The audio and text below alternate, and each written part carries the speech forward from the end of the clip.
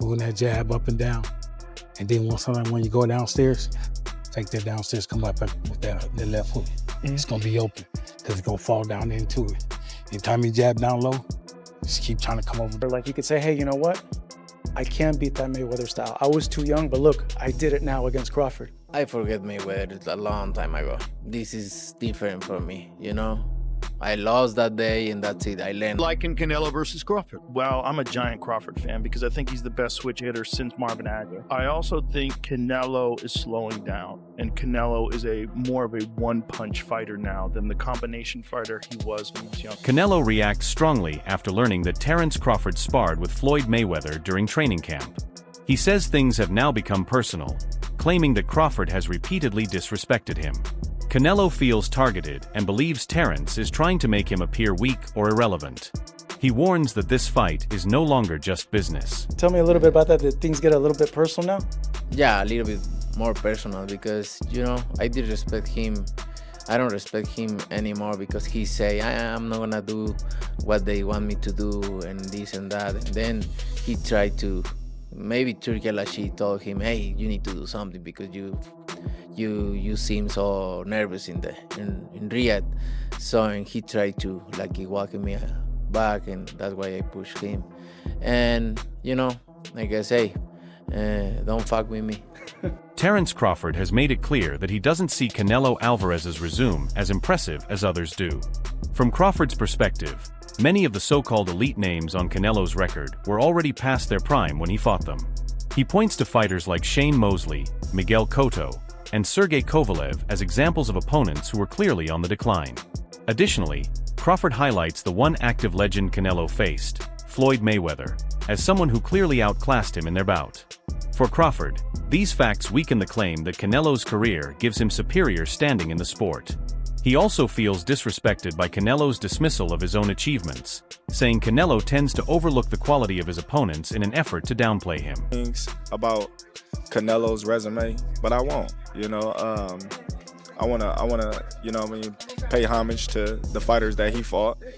And if he don't wanna pay homage to the fighters I fought, if he think they nobodies, then come fight time, then I wonder what they're gonna say after I beat him. Promoter Eddie Hearn acknowledges Canelo's natural size advantage, but doesn't count Crawford out. In his view, Crawford's confidence and razor-sharp focus pose a serious threat to any opponent, even one as physically imposing as Canelo. Hearn stresses that belief and mindset can change the outcome of a fight. With Crawford's discipline and determination, he sees a genuine possibility of an upset. He also points out that while size matters, Crawford's ability to control the pace, distance, and rhythm of a fight could help neutralize that advantage. Not for him, like, not against him, sorry, for him, like, he's so, I think he has no doubt that he beats Canelo Alvarez. Of course. I really like Terence, I think he's a great fighter, but I have to say, like, tell me his major significant wins. Well, obviously Errol Spence. Yeah, but come on. Like, no, but he beat a guy who was in the top 5 pound for pound, and he destroyed him. That's really never happened. No, I agree. In the history I agree. of I mean, boxing. he was coming off, you know, some eye problems, but nobody was saying that when he was beating. But we give him that Danny credit. and Ugas. Tell me more. I'm just saying. I know, that's a big win. No, but, now, okay. Keep going. Your guy from the UK, who he stopped him, what, in the 5th round, was it? Kell Brook. Finished by then. Yeah, go on, keep going. Okay, he stopped somebody that nobody's ever really can hurt. Well, Sean Porter. I mean, yeah, but that was about 8 years before, and Errol Spence. That wasn't 8. What do you mean? Yeah, when he years beat before? Sean Porter. No, that was in 2023. Who? Terence Crawford beat Sean Porter. No, I'm talking about Kell Brook against Sean Porter. No, I was talking about Bud. I'm not talking about that. Yeah. But he stopped him. Nobody's ever able to really hurt Sean. By the way, I'm not disagreeing with you. That was a great win. Like an open and he didn't have a lot of names at 140, but Postal and all those guys, those are good fighters. They weren't big names. Just like Bam, he doesn't have the great. He doesn't have a whole lot of great names. Just like Strada. Anyway, he does have two great fights. By the way, he's one of my favorite doesn't fighters. have a bunch of. John Ryder, who has shared the ring with Canelo, offers an informed perspective on the challenge of facing the Mexican champion. He acknowledges that Canelo's physical presence is imposing and that the weight jump required for Crawford is no small task. Still, despite those factors, Ryder believes that if anyone can handle the challenge, it's Crawford. He points to Crawford's mental toughness and physical tools as key advantages. Ryder also praises Crawford's adaptability and skill set, suggesting that his technical brilliance could help overcome the physical gap. Visions. A lot of people in his camp believe that he's even going to stop him, but yeah, what's your thoughts? If there's any man that could do it, it would be Terence Crawford, but I just think the sheer size of Canelo is going to be too much on the line. So do you think size will be too much? I mean, you were in there with Canelo, you landed good shots and he took them, right? Yeah, I mean, listen, Terence Crawford is an exceptional talent, but I think the size will be the factor on the night and it'd just be too big, too strong. Terence Crawford has been deliberate in crafting his game plan. He outlines two possible strategies for beating Canelo. The first is to apply pressure, break his rhythm, and overwhelm him with volume. The second is a more calculated approach, following Mayweather's blueprint of slick defense, sharp counters, and smart footwork. Crawford acknowledges he doesn't have the size Mayweather had in his prime, but he's confident in his own speed and timing. He sees himself as a hybrid who can adapt to any style, blending aggression with tactical brilliance, a versatility he believes could be the key to unlocking the Canelo puzzle. There's two things that you can do with somebody bigger and stronger. You know, you can either try to push them back, you know, because 9 times out of 10, a strong fighter not used to going back, you know, so it kind of fucks them up in the head, you know. Yeah. Or you can just box them because some of them just slower than others because they got flat feet, and they just looking to load up on certain shots. Now, Crawford's definitely right here. There's two ways to beat a pressure fighter like Canelo. Either you put the pressure back on him, which is where guys like Triple G and Bivol had success, or you use your superior skills and footwork on the outside, which is how Floyd Mayweather won. Now, Crawford, he can't use the pressure approach because he's not as physically dominant as guys like Golovkin or Bivol. You know, Bud is a welterweight or junior middleweight jumping up. He doesn't have the size to push Canelo back. Now, the outside boxing approach, that is definitely Crawford's best chance against Canelo. You know, he is right, Canelo does struggle to cut off the ring at times. We saw that in the Skull fight. And he does load up on single shots now. But at the same time, Crawford is not the same pure boxer that Floyd Mayweather was. You know, Mayweather rarely got hit in that shell. And his form of countering, you know, a pull counter, for example, was, I'm not going to get touched and then I'll make you pay. Whereas Crawford's style of counterpunching is different. Bud will take one to throw 2 or 3 back, and he can't do that against Canelo because of the size and power difference. If Bud takes a clean right hand to throw back an uppercut or a hook, he's either going to get dropped or he's going to end up on his bike like Jermell Charlo. So while I do agree Crawford does have the superior skill set in this fight, but because he doesn't have the size to push Canelo back, or the defense of someone like Mayweather to stay perfect for 12 rounds on the outside, I do think Canelo's size and power will make the difference in this fight. And that's why I like Canelo to win. Joe Rogan's perspective on the matchup echoes a growing sentiment within the fight world. He notes that while Canelo remains an elite fighter, there have been visible signs of decline in his speed and stamina. In contrast, Crawford continues to evolve and dominate across multiple weight classes. Rogan believes the timing could favor Crawford, who is currently performing at his peak.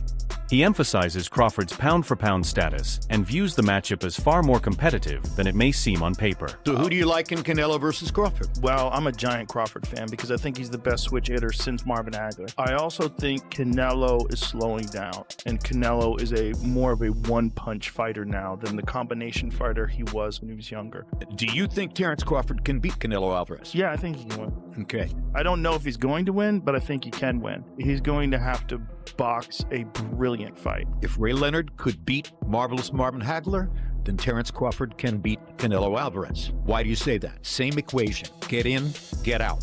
Get in, get out.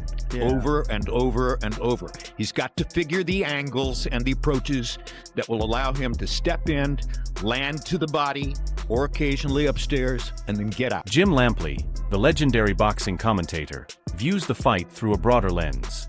He sees it as a clash between two warriors driven by pride and legacy.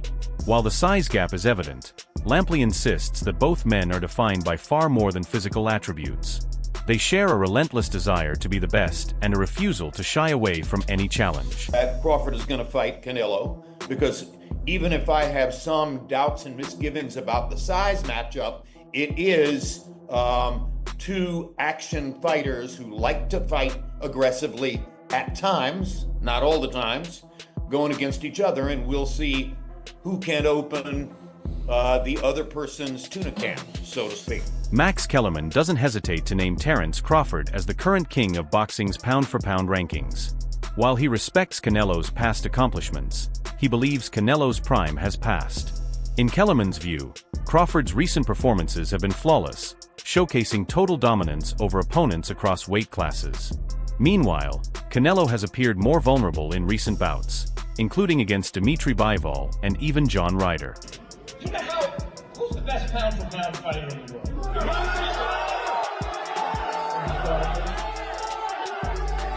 Bud Crawford. Apologies to the monster and Usyk. Bud Crawford has my vote for best pound-for-pound. Who was the best pound-for-pound before Bud? Canelo Alvarez, universally recognized that way. But it's not just these two guys, the last two best pound-for-pound fighters in the world. Teddy Atlas offers a nuanced take on the matchup. He acknowledges Canelo's skill, calling him a complete and well-schooled fighter. But when speaking about Terence Crawford, Atlas strikes a different tone. He describes Crawford as special, a word he reserves for those with exceptional instincts and intelligence inside the ring. Atlas highlights Crawford's ability to adjust mid-fight, stay composed under pressure, and finish with precision. While he considers Canelo great, Atlas suggests Crawford may belong to a tier reserved for the sport's rarest talents. He's a little overrated. Terence Crawford versus Canelo Alvarez at 168 pounds. Canelo's really good. But I think Crawford is special. I know he hasn't fought the resume everyone wants, but you have that or you don't have that ingredient. I think he has it. Canelo's really good. He's tremendous. But could he be a tiny bit overrated? The greatness is within Crawford. It's in his desire, it's in his mind, it's in his makeup, where he came from. I know he's moving up in weight class, can he carry it? But those intangibles, I believe. Daniel Jacobs, who has faced Canelo and studied Crawford closely, offers valuable insight. He notes that while both fighters are quick, Crawford's speed is different, more explosive and less predictable. Jacobs adds that Crawford's ability to switch stances and punch from unusual angles gives him an advantage even Canelo might struggle to handle. After comparing their strengths, Jacobs admits that if he had to choose, he'd lean toward Crawford for his timing, sharpness, and ring IQ. In sparring, but I had at least over 15 years of knowing him, amateur, professional. I've seen where he started. I've seen how he's gotten better over time, but I also just know what resides in him. He's a dog, he's a beast. And he's out to prove something too, so I'm excited about this fight. Canelo obviously is self-explanatory. There's really no need to go down the rabbit hole when it comes to him. But I do see this being as a 50-50 fight. But if I was a betting man, I would bet on Crawford. But also too, you can't count Canelo out. I mean, would go in, I'm assuming, as the favorite, which is rightfully so. A lot of people say that version that you thought was probably the best Canelo Alvarez. And since then, obviously, naturally, he's slightly declined. Yeah. Do you see this decline that people talk about? Well, I can see in increments because Canelo, which I've always said is an amazing legendary fighter, but he fights in spurts. So sometimes it takes for the opponent to actually initialize him giving the best. When he was faced with me, the opposition that I had and what I was giving him, it was just a lot. Whether it was boxing, whether it was coming forward, but most importantly, it was the punches and bunches. And so he was forced to either stand there, wait for the right time, or be combative and go back at it. So I think that's what Crawford may have to do. Push the pressure, make Canelo fight, or maybe just play it safe. Brian Bomac McIntyre, Crawford's longtime trainer, expresses complete confidence in his fighter. He believes time is working in their favor. The longer they prepare, the stronger Crawford becomes, not just physically, but mentally and emotionally. Bomac explains that every part of training has been designed with Canelo in mind, from nutrition and conditioning to film study and strategy. Approach in terms of crafting a plan and going into camp? No, not really. We know the type of fighter Canelo is. So, as a fighter, you mentally prepare for things like that. And then as a trainer, just making sure he's sharp. His mental game is sharp. His physical game is sharp. Strength-wise, nutritionist, everything got to, like I said, hitting on all cylinders. So by the time you step in that ring, it's easy picking. Jaron Ennis, a rising star in his own right, takes a more cautious view. He doesn't question Crawford's skill but remains realistic about the physical challenge ahead. Ennis points out that if Crawford can't make Canelo respect his power, the momentum could shift in Canelo's favor. He stresses that while skill is crucial, causing real damage is necessary, and that could be tougher for a naturally smaller fighter. I think you gotta lean more towards Canelo, because like I said before, he been pitting big guys out and down, and Canelo not even really a 68 pounder. He probably really should be at 60 maybe, and he been hurting these guys. I think he be dropping these guys and things like that. So, and them guys be way bigger than him come fight night. I know that for sure. They be probably close to 200 pounds, and he dropping those guys like that. So, I don't know. It's gonna be a great fight. The fans want to see it. So, so be it. I think Crawford should take a warm-up fight. At like 60 or like at least at 60, just to get his body, the feeling of somebody a little bit bigger, and things like that. I know when you go up a weight, you gotta, develop that power and not develop the power, but like put that muscle on and be heavier and things like that. So he might not want to take a fight because he's trying to build up right now. But I think he should, just to stay sharp and that way he don't have like a long layoff or anything. Alexander Usyk, known for challenging weight class limits himself, views this as a fair matchup. He admits it will be a tough task for Crawford, but still recognizes him as the top pound-for-pound fighter today. Roy Jones Jr. believes the outcome depends entirely on Crawford's mindset. If Crawford enters the ring fully focused with the right strategy, Roy feels he can outmaneuver Canelo. But he also warns that even a slight misstep could allow Canelo's experience and power to take over. In the end, it all comes down to execution under pressure. You're here for pro boxing fans, joined by, does he need any introduction, Hall of Fame legend Roy Jones Jr. here in the UK. There's a few questions about the US guys. Obviously, Tank and Lamont Roach, we saw the first fight. Lamont Roach shot the world. What do you think happens in a rematch if they fight? I think he shocks the world again, but the only thing different this time is Tank will come with a different attitude, different personality, different motivation, and I think Roach will do good again, but I think Tank will be more dominant this time. And obviously we know if Canelo wins against William Skull, he will fight Terence Crawford in September. Who would you favour in that fight? It's a hard one to call, and I'm going to tell you why it's a hard one to call. It's a hard one to call because it'll all be predicated upon how Canelo approaches the fight. If Canelo approaches the fight like he's the man and he can box and outbox Terence Crawford, he'll get beat. If he comes out and shows that he really wants to go out and prove whether he's still the best, he might win. So it all depends on which Canelo comes to the... Brian Norman highlights the narrative surrounding this fight. He points out that if Canelo beats Crawford, critics might downplay the win because of the size difference. However, if Crawford comes out on top, it would be seen as a historic achievement. The showdown between Crawford and Canelo goes beyond titles. It's about legacy. This fight could define both of their careers. The winner won't just claim a victory. He'll be remembered as the superior fighter of his generation. Deal with Canelo's experience over time, right? Even though Terence is the older fighter, he has, I think, 20 less fights than Canelo does, or maybe more. I think more than 20. And also, competition level. This will be the most skilled, most experienced, biggest, strongest fighter that Terence Crawford's ever faced, without a question. I love you both, but you still did not answer the question. How do you see this fight ending? I told you. Don't say with your hands. I'm knockout. I'm not knock him out the ring. Listen. Jack's trying to get that one-liner. He's trying to get that go viral moment from Bud, but he's just not that guy, right? And I think what he's about to say is like, he's not going to go in there and be like, I'm going to knock him out. I'm going to do it in the first round. And plus, I wouldn't want to hear that, right? As much as that sounds nice as a soundbite, I wouldn't want to hear that because I don't think he believes that. And I don't believe that. I want to hear what Bud actually believes, which is, that he'll win, but not like this mystic Mac, let me predict the round, here's why, unless he truly believes that, and I don't think Bud does. I think he believes he'll get it done by any means necessary, whether that's, let's say, he was able to knock Canelo out or he gets it done by decision, doesn't really matter, because a fight is a fight at the end of the day, and all he needs to do is win. Always in my mind doesn't exist a loss, I train, I put my best, I dedicate myself to this sport, and I'm just... Many still view Canelo through the lens of his dominant prime, but both he and the sport have evolved. With Crawford challenging the narrative around Canelo's resume, fans are starting to reassess the true significance of his past victories. This fight could permanently shift public perception. So you heard about what Canelo said about Terence Crawford's resume already and how he has no elite fighters on his resume. And say what you want about that, you know, agree to disagree or whatever. What do you guys think of Crawford saying this about Canelo? Canelo fought great champions, but most were past their prime.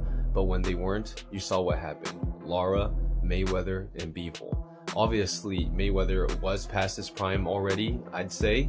But he's right. I rewatched the Lara fight, and, you know, that Cuban style is just tricky to deal with. And, you know, a lot of people would say that Lara won that fight. And then Bivol, it was, I mean, I don't need to convince you about that. That fight was a clear-cut victory for Bivol.